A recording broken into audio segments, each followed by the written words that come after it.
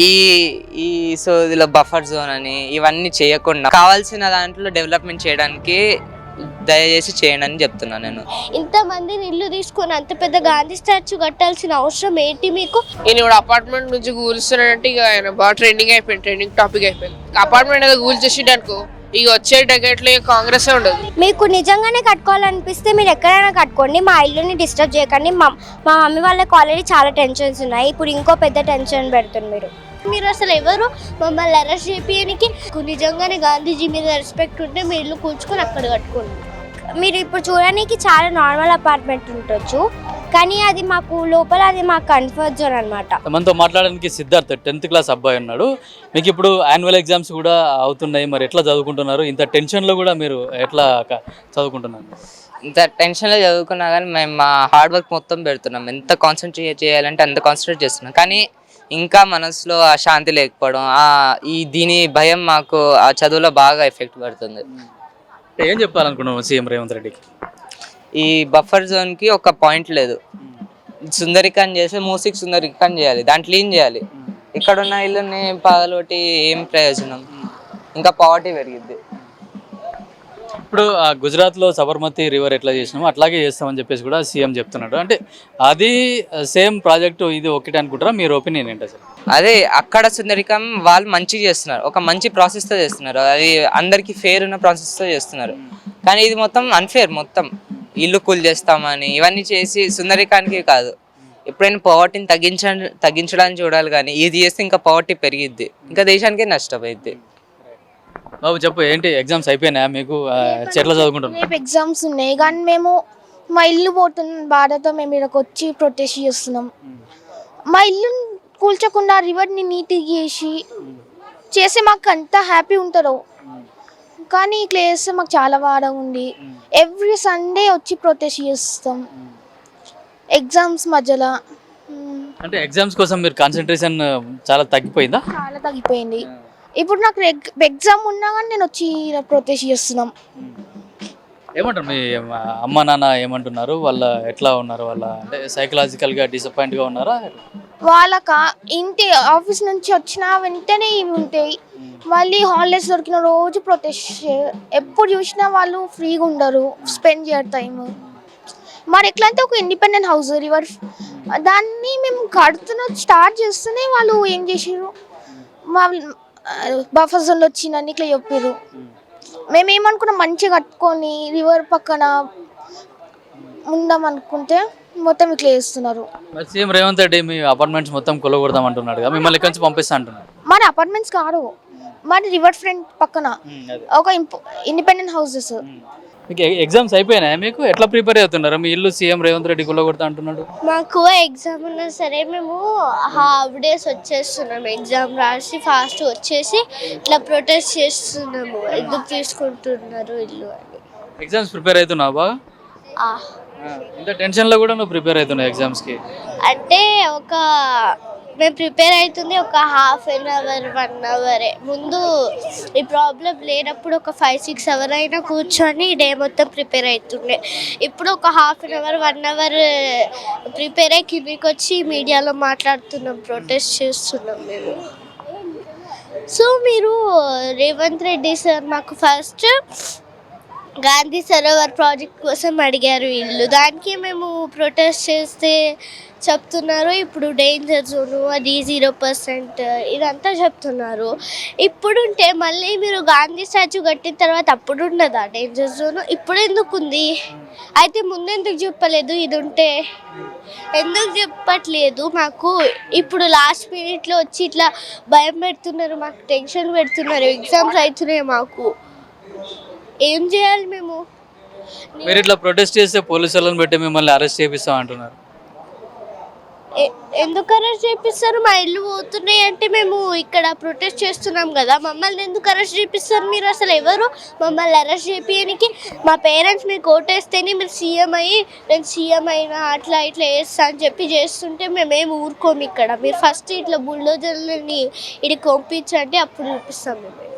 ఇప్పుడైతే మేము సైలెంట్గా ప్రొటెస్ట్ చేస్తే ఇట్లా పోలీసుల్ని పిలిచి మమ్మల్ని అరెస్ట్ చేపిస్తున్నారు కదా, ఒక్కసారి మీరు బుల్డోజర్లని పంపించండి, అప్పుడు చూపిస్తాం. ఏం చేస్తావు? బుల్డోజర్ వచ్చింది అనుకో, అంటే అప్పుడు చాలా కష్టపడినాం మేము. మొన్న అట్లా పోస్ట్ కార్డ్స్ కూడా రాసినాం మేము రాహుల్ గాంధీజీకి. రాసి ఒకవేళ ఇప్పుడు బుల్డోజర్లు వచ్చినా సరే అప్పుడు చూపిస్తాం మేము. మా ఫ్రెండ్స్ మేము ఇట్లా సీనియర్ సిటిజన్స్ చాలామంది ఉన్నారు. వాళ్ళు ఎక్కడికి వెళ్తారు? రిటైర్డ్ ఆర్మీ ఆఫీసర్స్ వాళ్ళందరూ ఉన్నారు. మీరు ఏమైనా కట్టుకోవాలంటే ఆయన పుట్టింది గుజరాత్లో, అక్కడ మీరు ఖాళీ ప్లేసెస్ చూసుకొని కట్టుకోండి. లేకపోతే అక్కడ ఎందుకు, ఇక్కడ హైదరాబాద్లో కూడా మీరు ఖాళీ ప్లేసెస్ చూసుకొని కట్టుకోండి. ఇక్కడ ఎందుకు, ఇక్కడ 450 ఫ్యామిలీస్ ఉన్నాయి. 450 ఫ్యామిలీస్ని తీసేసుకుంటున్నారు. ఇంకా మూసీ నది పక్కన బాబుఘాట్ అక్కడ కూడా చాలా మందిని చెప్తున్నారంట ఇట్లా మీ ఇల్లు తీసుకుంటామని. ఇంతమందిని ఇల్లు తీసుకొని అంత పెద్ద గాంధీ స్టాచ్యూ కట్టాల్సిన అవసరం ఏంటి మీకు? అంత ఉంటే మీ ఇల్లు, మీకు నిజంగానే గాంధీజీ మీద రెస్పెక్ట్ ఉంటే మీ ఇల్లు కూల్చుకొని అక్కడ కట్టుకోండి. మీ ఇల్లు కులగొడతామని చెప్తున్నారు కదా గవర్నమెంట్, ఏమంటున్నారు? మీ మమ్మీ డాడీ ఏమంటున్నారు? నీకేమని చెప్పారా? మాకు అసలు ఏం అర్థం కావట్లేదు. మేము ఫెస్టివల్స్ చేసుకోవట్లేము, మా ఎగ్జామ్స్ సరిగ్గా రాయట్లేము. అసలు నిజంగానే సార్కి గాంధీజీ కట్టాలంటే మీరు ఎక్కడైనా కట్టుకోవచ్చు, చాలా ప్లేసెస్ ఉన్నాయి. ఇదే కూల్చొగొట్టి కట్టాలని ఏం లేదు. మీరు ఇప్పుడు చూడడానికి చాలా నార్మల్ అపార్ట్మెంట్ ఉండొచ్చు, కానీ అది మాకు లోపల అది మాకు కంఫర్ట్ జోన్ అనమాట. మేము ఇక్కడ నుంచి అసలు పోము. అంటే ఇక్కడ మీకు బ్యాడ్ స్మెల్ వస్తుందని, దోమలు కూడా ఉంటున్నాయి, అందుకే మిమ్మల్ని వేరే దగ్గరికి పంపిస్తామని చెప్పేసి కూడా సీఎం రేవంత్ రెడ్డి చెప్తున్నాడు. మేము మా అపార్ట్మెంట్ గురించి ఏమన్నా భరిస్తాం సార్. మేము మీకేం వచ్చి చెప్పలేదు ఇట్లా వస్తుంది అట్లా వస్తుందని. సో మీరు కూడా అంత ఏం చేయొద్దు. మేము మీకు వచ్చి చెప్తే అదొకటి, మేమేం చెప్పలేదు కదా, ఇంకా మాకేం బ్యాడ్ స్మెల్ రావట్లేదు. ఒకవేళ వచ్చినా మా అపార్ట్మెంట్ కోసం మేము ఇక్కడనే ఉంటాం. వర్షాలు వచ్చినప్పుడు కూడా ఫ్లడ్స్ వస్తున్నాయి, మీ అపార్ట్మెంట్ కూడా మొత్తం ఫ్లడ్లో నిండిపోతుంది అని చెప్తున్నాడు. అవును, బట్ మేము అవన్నీ మేము అడ్జస్ట్ చేసుకుంటాం. మా అపార్ట్మెంట్ కోసం మేము ఏమన్నా చేసుకుంటాం. ఇప్పుడు మీరు ఇక్కడ చాలా ఖాళీ ప్లేసెస్ ఉన్నాయి, అక్కడ కట్టుకోవచ్చు. ఇప్పుడు నిజంగానే మీకు అంత ఉంటే మీ ఇల్లు కూల్చొగొట్టుకొని కట్టేయండి. మీకు ఎలాంటి సిచ్యువేషన్ ఉంటుందో మాకు కూడా అలాంటి సిచ్యువేషనే. ఎగ్జామ్స్ అయిపోయినాయా మీకు? ఎగ్జామ్స్ వస్తున్నాయి, ఎట్లా చదువుకుంటున్నావు, ఎట్లా ప్రిపేర్ అవుతున్నావు?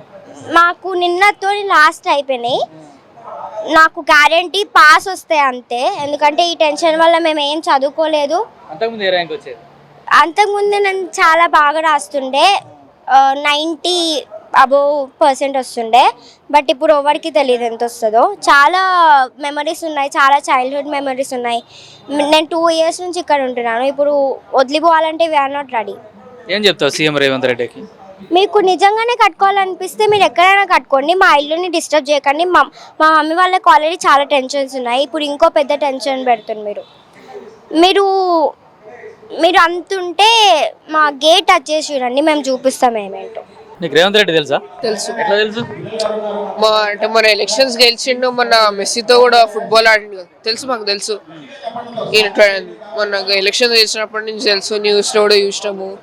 ఈయన కూడా అపార్ట్మెంట్ నుంచి కూలుస్తున్నాడంటే ఇక ఆయన బాగా ట్రెండింగ్ అయిపోయింది, ట్రెండింగ్ టాపిక్ అయిపోయింది. మాకు తెలుసు ఆయన రేవంత్ రెడ్డి. అంటే ఎట్లా, అంటే మీ అపార్ట్మెంట్లో కూలుస్తా అంటున్నారు మరి ఇప్పుడు సీఎం రేవంత్ రెడ్డి? 2004లో ఈ అపార్ట్మెంట్ కట్టారు. అప్పుడు ఈ బఫర్ జోన్, జీరో అట్లాంటివి ఏం లేవు. కాబట్టి హెన్స్ ఈ అపార్ట్మెంట్కి ఇల్లీగల్ ఏం కాదు, లీగల్. కానీ బఫర్ జోన్ అనే రూల్ ఎప్పుడు వచ్చింది? 2010లో వచ్చింది.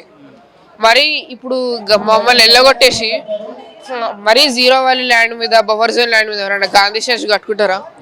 ఆయన అంటే అంత పోరాడిండు, మరి zero valley land Gandhi statue దగ్గర కట్టుకుంటారా? ఇప్పుడు ఆయన అంటాడు నిజమో అబద్ధమో మాకు ఏం క్లారిటీ లేదు. ఎందుకంటే ఇక్కడ గాంధీ స్టాచ్యూ కడతా అంటున్నాడు, కానీ ఆయన ప్లాన్లో ఇక్కడ గాంధీ స్టాచ్యూ ఏం లేదు. అక్కడేమో అది స్కై స్కేపర్ కడతా అంటున్నారు, అక్కడేమో ఇట్లా బ్రిడ్జ్ చేస్తా అంటున్నారు. ఇక ఆయన ఏం చేస్తాడు అర్థం కాదు. ఇక 2 years ఏం చేయండి, మాకు కూడా ఏం గ్యారంటీ లేదు. చాలా ప్రామిసెస్ చేస్తాం. మేము కూడా చిన్న రీల్ చేస్తాం దీని గురించి. ఈ రైతు బంధు అని అన్నాడు, గృహజ్యోతి అన్నాడు, అవన్నీ చేస్తాడు, కానీ ఏం ప్రామిస్ చేయలేదు. దీన్ని మేము రీల్ కూడా చేస్తాము. ఇప్పుడు అంతేం రీచ్ రాలేదు దానికి, కానీ మా వంతు ప్రయత్నం అంతా చేస్తున్నాము. ఆడంతా పోస్టర్ రాస్తాం, మీరు అక్కడ చూడొచ్చు. అదే మేము మా వంతు ప్రయత్నం అంతా చేస్తున్నాము. వాళ్ళు కూడా అక్కడ అంటే పెద్దవాళ్ళు కూడా వాళ్ళ హెల్త్ గురించి పట్టించుకోకుండా పోరాడుతున్నారు. మేము కూడా చదువుకున్నాము, వచ్చే టైం దొరికితే మేము కూడా ప్రొటెస్ట్ చేయడానికి ట్రై చేస్తున్నాము. మాస్కులు వేసుకుంటున్నాము, ప్లకార్డ్స్ పట్టుకుంటున్నాము, మా వంతు ప్రయత్నం మేము చేస్తున్నాం. ఇప్పుడు ఎగ్జామ్స్ ఉన్నాయి కదా, ఎట్లా ప్రిపేర్ అవుతున్నాయి? కాన్సన్ట్రేషన్ ఉందా లేదా? ఎగ్జామ్స్ టైంలో అయితే చాలా డిస్టర్బెన్స్ ఉంది. నిజంగా సార్ చాలా డిస్టర్బెన్స్ ఉంది ఎగ్జామ్స్ టైంలో అయితే. ప్రతి క్షణం ప్రతి పారాగ్రాఫ్ చదువుతుంటే కూడా అపార్ట్మెంట్ పోతుందని టెన్షన్, అపార్ట్మెంట్ పోతుందని టెన్షన్ ఉంది. మా పేరెంట్స్ అయితే ఇక నువ్వు బంధు పైసలు మనం చేస్తున్నాం కదా, నువ్వు చదువుకో అంటున్నారు. మొన్న ఆయన ఒక డైలాగ్ వేసిండు, మా ప్యాంట్లు తొండలేస్తాము అవన్నీ వేస్తామని. మేమే ఆయన ప్యాంట్ తొండలేస్తాం. ఇప్పుడు ఇట్లా అపార్ట్మెంట్ ఏదో గూల్ చేసిండు అనుకో, ఇక వచ్చే డెకేట్లో కాంగ్రెసే ఉండదు. ఇట్లా వేసి కాంగ్రెస్ ఎందుకు ఉంటుంది? రాహుల్ గాంధీ మీదనే ఇక మొత్తం ఉంటుంది. ఆయన మంచితనం కోసం మేము హోప్ చేసుకుంటున్నాం, లేకపోతే ఇక హాఫ్ కాంగ్రెస్ ఇట్లనే పోతుంది.